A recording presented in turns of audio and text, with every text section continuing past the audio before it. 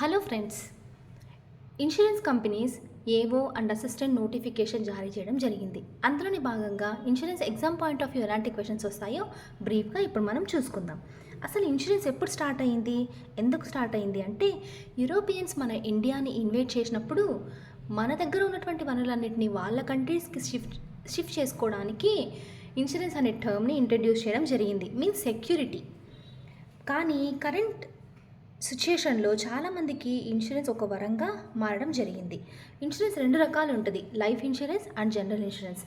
మనుషులకు సెక్యూరిటీని క్రియేట్ చేస్తే లైఫ్ ఇన్సూరెన్స్ అని, మనుషుల యొక్క అసెట్స్ని లైక్ కార్, రిఫ్రిజిరేటర్, హోమ్, ఇంకా ఏవైనా యుటిలిటీస్ వాటికి సెక్యూరిటీ క్రియేట్ చేసేదాన్ని జనరల్ ఇన్సూరెన్స్ అని చెప్తారు. Exam point of view important ఏంటి అంటే అసలు ఇన్సూరెన్స్ ఎప్పుడు స్టార్ట్ అయ్యింది. మన భారత మట్టిలో యూరోపియన్స్ వాళ్ళ కమ్యూనిటీని సర్వ్ చేసుకోవడానికి, వాళ్ళ బెనిఫిట్ కోసం వాళ్ళకు మాత్రమే యాక్సెస్ని క్రియేట్ చేస్తూ 1818లో ఓరియంటల్ లైఫ్ ఇన్సూరెన్స్ కంపెనీని ఎస్టాబ్లిష్ చేయడం జరిగింది. ఎక్కడ అంటే Calcutta. This is very very important.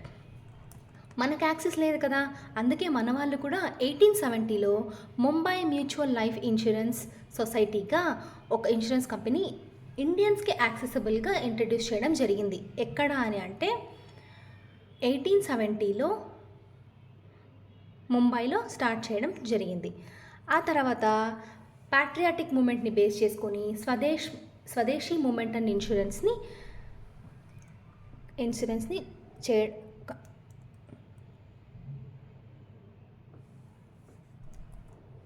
స్థాపించడం జరిగింది. Legislative developments. లెజిస్లేటివ్ అంటే ఏంటి? ఒక యాక్ట్, ఒక బిల్ యాక్ట్గా ఎప్పుడు మారుతుంది? పార్లమెంట్లో చాలా స్టెప్స్ తర్వాత ఒక బిల్లు ఒక చట్టంగా మారుతుంది. దాన్ని లెజిస్లేటివ్ అని అంటారు. ఇన్సూరెన్స్ కంపెనీ లెజిస్లేటివ్ డెవలప్మెంట్స్ ఎలా జరిగాయి అని అంటే life insurance company act of 1912లో చాలా చేంజెస్ని తెస్తూ ఈ యాక్ట్ అనేది రావడం జరిగింది. మనం ఇక్కడ ఒక 2-3 టర్మ్స్ని నేను చెప్తాను, మీరు గుర్తుపెట్టుకోండి.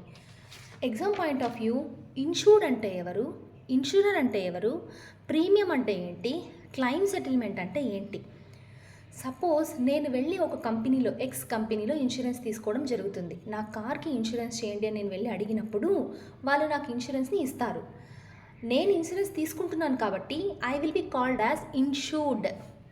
ఏ కంపెనీ అయితే ఇన్సూరెన్స్ని ఇస్తుందో ఆ కంపెనీని ఇన్సూరర్ అని అంటాను. మనం ఒక కార్కి ఇన్సూరెన్స్ చేయించుకునేటప్పుడు కొంత అమౌంట్ ఇస్తాం మనం వాళ్ళకి. ఇన్సూరెన్స్ చేయండి, నాకు ప్రామిస్ చేయండి, నా కార్ ఏమైనా లాస్ అయినప్పుడు లేకపోతే దానికి డ్యామేజ్ జరిగినప్పుడు మీరు నాకు ఫైనాన్షియల్ లాస్ని కొంతవరకు మీరు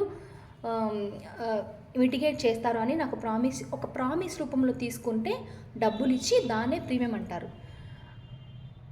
ప్రీమియం అంటే ఏంటి? Some amount will be given to the insurance company for getting my insurance copy. That is nothing but a premium. Claim అంటే ఏంటంటే సపోజ్ నేను ఇన్సూరెన్స్ చేసుకున్న కార్కి డ్యామేజ్ జరిగినప్పుడు ఆ డ్యామేజ్ని నాకు ఫైనాన్షియల్ లాస్ వస్తుంది. డ్యామేజ్ జరిగినప్పుడు ఆ లాస్ని ఇన్సూరెన్స్ కంపెనీ పే చేస్తుంది. That is nothing but claim settlement. ఇప్పుడు ఇన్సూరెన్స్ అనేటువంటిది ఎలా గ్రోత్ అవ్వడం ఎలా స్టార్ట్ అయింది అంటే ఇక్కడ ఇంపార్టెంట్ పాయింట్స్ ఏంటంటే ఇన్సూరెన్స్ యాక్ట్ అనేది both life insurance, non life ఇన్సూరెన్స్ని ఒకటే యాక్ట్ ఉండేది ఇంతకుముందు, ఇన్సూరెన్స్ యాక్ట్ 1938. ఇది గుర్తుపెట్టుకోండి. ఆ తర్వాత లైఫ్ ఇన్సూరెన్స్ ఎప్పుడు నేషనలైజ్ అయింది అంటే నేషనలైజ్ అంటే ఏంటి? కంప్లీట్గా గవర్నమెంట్ పరంలో వెళ్ళడం. ఆ తర్వాత వెరీ నూక్ అండ్ కార్నర్ అన్ని ఏరియాస్లో, రూరల్ ఏరియాస్లో, అర్బన్ ఏరియాస్లో అన్నింటిలోనూ ఇది స్ప్రెడ్ అవ్వడం జరిగింది నేషనలైజేషన్ అయిన తర్వాత. ఎప్పుడు లైఫ్ ఇన్సూరెన్స్ అనేది నేషనలైజ్ అయింది అంటే 1956.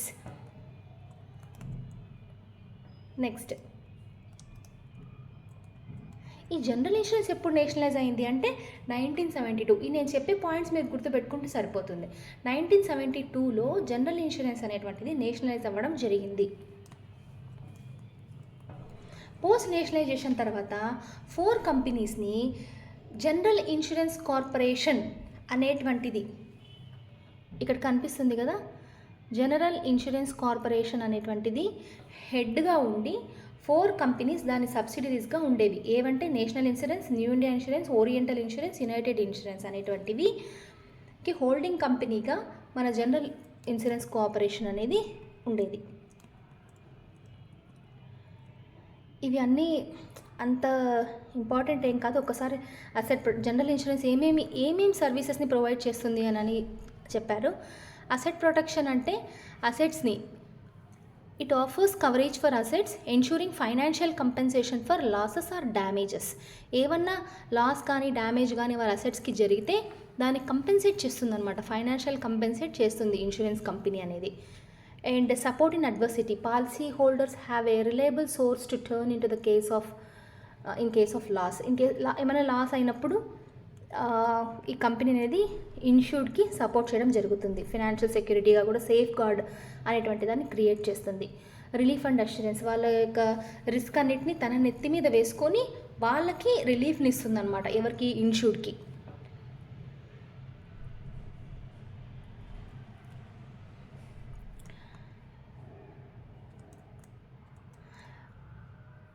అక్కడ మనము 1818లో ఓరియంటల్ లైఫ్ ఇన్సూరెన్స్ అనేది స్టార్ట్ అయ్యింది అని చెప్పాను స్టార్టింగ్లో. ఇక్కడ 1850లో Triton insurance company limited was established in Calicut. General insurance company అనేటువంటిది 1850లో జనరల్ ఇన్సూరెన్స్ కంపెనీ అంటే ఏంటి? మనుషుల యొక్క వస్తువులకి ఇన్సూరెన్స్ చేసేది కదా. మనుషులకి ఇన్సూరెన్స్ చేస్తే లైఫ్ ఇన్సూరెన్స్ అంటాం. అప్పుడు లైఫ్ ఇన్సూరెన్స్ క్రియేట్ చేయడం జరిగింది. ఇప్పుడు 1850లో జనరల్ ఇన్సూరెన్స్ అనేటువంటిది స్థాపించారనమాట.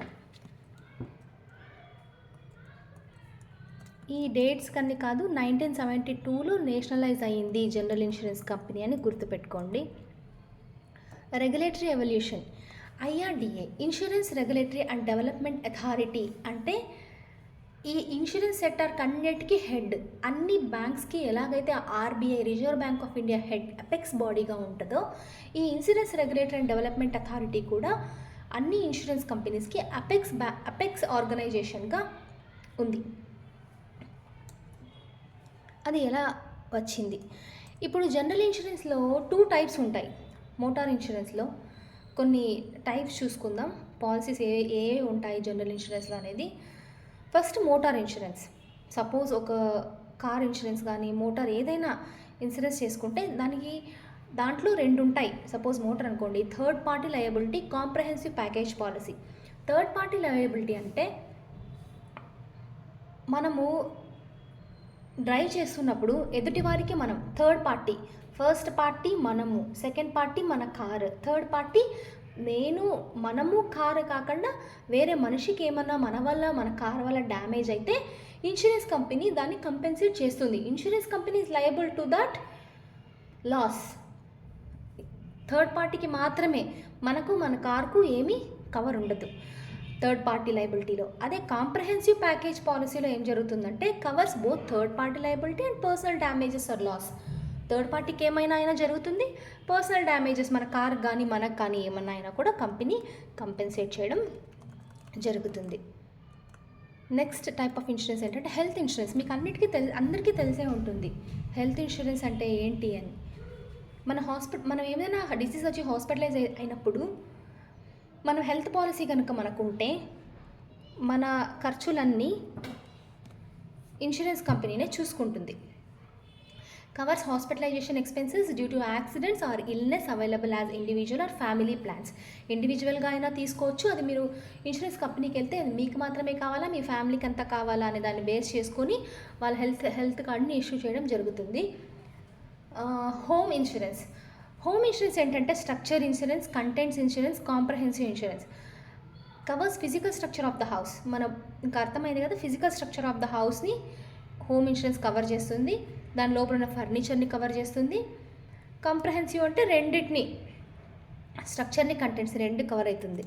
ట్రావెల్ ఇన్సూరెన్స్ అంటే మనం ఎక్కడ అవుట్ ఆఫ్ కంట్రీ వెళ్ళినప్పుడు మన లగేజ్ని కానీ మన ఫ్లైట్ ఏమైనా మిస్ అయినా క్యాన్సిలేషన్ ఛార్జెస్ని కూడా ఇస్తుంది. ఫ్లైట్ డిలే అయినా దానికి సంబంధించిన ఛార్జెస్ని ఇస్తుంది. అక్కడ మనకి ఏమన్నా అయినా మనకు కంపెనీ అనేది కంపెన్సేట్ చేస్తుంది. కమర్షియల్ ఇన్సూరెన్స్ అంటే ట్రేడర్స్, బిజినెసెస్ ఉంటారు కదా, వాళ్ళు ఏదైనా సపోజ్ ఒక పెద్ద కంపెనీ ఉంది, అక్కడ ఫైర్ యాక్సిడెంట్ జరిగింది. అప్పుడు దానికి కంపెన్సేట్ మన కంపెనీ చేస్తుంది. మనం ఫైర్ ఇన్సూరెన్స్ తీసుకుంటే బర్గ్లరీ ఏమైనా దొంగతనం జరిగింది, అప్పుడు కూడా బర్గ్లరీ ఇన్సూరెన్స్ అని ఒకటి ఉంటుంది. అది ఆ ఇన్సూరెన్స్ మనం తీసుకుంటే దొంగతనం జరిగిన దాన్ని కంపెనీ కంపెన్సేట్ చేస్తుంది. గ్రూప్ హెల్త్ అంటే ఇప్పుడు సపోజ్ కంపెనీస్లో చాలామంది ఎంప్లాయీస్ ఉంటారు, వాళ్ళందరినీ ఒక గ్రూప్గా చేసి ఇన్సూరెన్స్ని ప్రొవైడ్ చేస్తామన్నమాట. దాన్నే గ్రూప్ హెల్త్ పాలసీ అని అంటాం. ఇంకా ఇవి లీడింగ్ కంపెనీస్ ఏవేవి ఉన్నాయి జనరల్ ఇన్సూరెన్స్లో అని జస్ట్ ఒక have a overlook on it, because ఇదేమంత ఇంపార్టెంట్ కాదు. Digit general insurance, Liberty general insurance, National general insurance, Reliance general insurance, SBI general insurance, ఏవేవి ఉన్నాయి లీడింగ్ కంపెనీస్ అంటే ఇవన్నీ గుర్తుపెట్టుకోవాలి.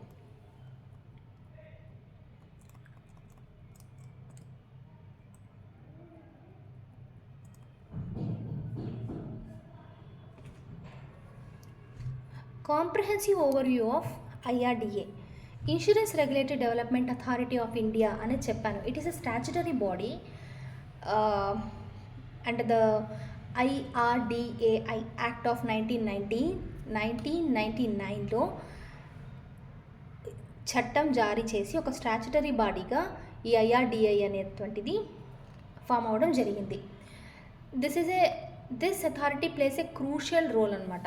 సపోజ్ ఏదైనా నేను ఇన్సూరెన్స్ కంపెనీ పెట్టాలనుకుంటున్నాను, నేను IRDA దగ్గర పర్మిషన్ తీసుకోవాలి. ఈ IRDA ఏం చేస్తుంది, వర్క్ ఏంటి అంటే పబ్లిక్ ఇంట్రెస్ట్ని సేఫ్ గార్డ్ చేస్తుంది. ఒక పబ్లిక్కి ఏం కావాలి, ఎలా వాళ్ళని ప్రొటెక్ట్ చేయాలి, ఏమన్నా ఇన్సూరెన్స్ కంపెనీస్ వాళ్ళని లూటీ చేస్తున్నాయా, ప్రీమియం ఎక్కువ ఛార్జ్ చేస్తున్నారా, లేకపోతే క్లెయిమ్ సెటిల్మెంట్ సరిగ్గా ఇవ్వడం లేదా, నీకు సరిగ్గా క్లెయిమ్ ఇవ్వకపోతే నువ్వు IRDAలో కూడా వెళ్ళి కంప్లైంట్ చేయొచ్చు అనమాట. ప్రీమియం ఏమైనా ఎక్కువ కలెక్ట్ చేసుకున్నా కూడా IRDA కంప్లైంట్ చేయొచ్చు. అంటే ఫైనల్ అథారిటీ అనమాట. అది గైడ్ లైన్స్ అన్నిటిని ఇష్యూ చేస్తూ ఉంటుంది. నేను సపోజ్ ఒక ఇన్సూరెన్స్ కంపెనీ పెట్టుకోవాలనుకోండి, functions and responsibilities of IRDA చెప్తాను చూడండి. ఏదైనా నేను రిజిస్ట్రేషన్ చేసుకోవాలి, ఆ ఇన్సూరెన్స్ కంపెనీ నేను పెట్టాలనుకున్నప్పుడు రిజిస్ట్రేషన్ మేనేజ్మెంట్, ఆ లైసెన్స్ని ఇష్యూ చేయడం, ఆ లైసెన్స్ని రెన్యూ చేయడం, మోడిఫై చేయడం, విత్డ్రా చేయడం, suspending or cancelling registrations of the insurance entities. Policy holders protection, నేను ఇంతకుముందు చెప్పినప్పుడు పబ్లిక్ యొక్క ఇంట్రెస్ట్ని ప్రొటెక్ట్ చేయడం జరుగుతుంది. ఆ తర్వాత ఇంటర్మీడియరీస్ అండ్ ఏజెంట్స్. మన ఇంటి దగ్గరకు వచ్చి ఒక ఏజెంట్ మీరు పాలసీ చేయించుకోండి అని చెప్తుంటారు కదా, అలా వాళ్ళకి క్వాలిఫికేషన్ ఎలా ఉండాలి, ఏముండాలి, వాళ్ళ కోడ్ ఆఫ్ కండక్ట్ ఎలా ఉంటుంది, వాళ్ళకి ట్రైనింగ్ అన్నీ ఈ IRDAనే చూసుకుంటుంది. Efficiency, business efficiency, promotion on efficiency, encouraging efficiency in the conduct of insurance business. Insurance business చేసేటప్పుడు ఇంత ఎఫిషియన్సీ ఉండాలి అని ఎఫిషియన్సీని ఎంకరేజ్ చేస్తుంది. Professional organisation regulations, regulating professional organisations connected with insurance and reinsurance. Inspection and investigation, అన్నిటిని inspection చేసి investigations చేస్తూ ఉంటుంది, అన్నీ కరెక్ట్గా జరుగుతున్నాయా లేదా అని. Financial regulations, regulating company investment of funds, margin of solvency and tariff advisory committee. ఫైనాన్షియల్ని కూడా రెగ్యులేట్ చేస్తూ ఉంటుంది. ఏమైనా డిస్ప్యూట్స్ వచ్చినా కూడా ఇన్సూరెన్స్కి, ఇంటర్మీడియటరీస్కి, వాటికి కూడా ఇది ఒక సొల్యూషన్ని ఇస్తుంది అనమాట. ఇది కొంచెం ఇంపార్టెంట్ గుర్తుపెట్టుకోండి. Registration management, policy holder protection, standards for intermediates and agents, promotion of efficiency, professional organisations regulation, inspection and investigation, financial regulations, disputes ఏమైనా ఉంటే ఇది రెక్టిఫై చేస్తుంది. Recent developments and initiatives. IRDA రీసెంట్గా ఏమన్నా ఇనిషియేటివ్స్ తీసుకుందా అంటే 2047 very very important for exam. 2040 లోపల India మొత్తానికి ఇన్సూరెన్స్ కవరేజ్ అనేటువంటిది ప్రొవైడ్ చేస్తాము అన్నట్టుగా ఇనిషియేటివ్ తీసుకొని వచ్చింది. ఎవరు అంటే IRDA. Next principles of organisation. Principles of organisation అంటే ఇప్పుడు నేను ఇన్సూరర్ అని చెప్పాను కదా, ఇన్సూరెన్స్ తీసుకునే వాళ్ళని ఇన్సూర్డ్ అంటారు, ఇన్సూరెన్స్ ఇచ్చే వాళ్ళని ఇన్సూరర్ అంటారు. వాళ్ళు ఇన్సూరెన్స్ తీసుకునేటప్పుడు కొన్ని ప్రిన్సిపల్స్ అనేవి ఉండాలి, కొన్ని నిబంధనలు అనేటువంటివి వాళ్ళిద్దరికీ ఉండాలి. అవి ఏంటి? Very very important for exam point of view. Principle of utmost good faith ఉండాలి. నేను ఇన్సూర్ చేయించుకుంటున్నాను, నా కార్ నేను 2019లో కొన్నాను అనేది వాడు చెప్పేటప్పుడు నిజాయితీగా కరెక్ట్గా చెప్పాలి. ఇన్సూరర్ అనేవాడు వినేటప్పుడు వీడు 2019కే కొన్నాడు అని ఒకరి మీద ఒకరు నమ్మకమైన భావం కలిగి ఉండాలి. అదే first principle of insurable interest. Insurable interest అంటే ఇన్సూర్ చేసేటువంటిది నీదై ఉండాలి, నీ సొంతదై ఉండాలి. నేను పక్కిన ఇంటి వాడు కార్ నేను ఇన్సూరెన్స్ చేస్తాను అంటే కాదు, నీ కార్ అయి ఉండాలి, నీకు ఇన్సూరబుల్ ఇంట్రెస్ట్ నీదై ఉండాలి. చూడండి, ఫర్ ఇన్స్టెంట్ ఏ పర్సన్ ఇక్కడ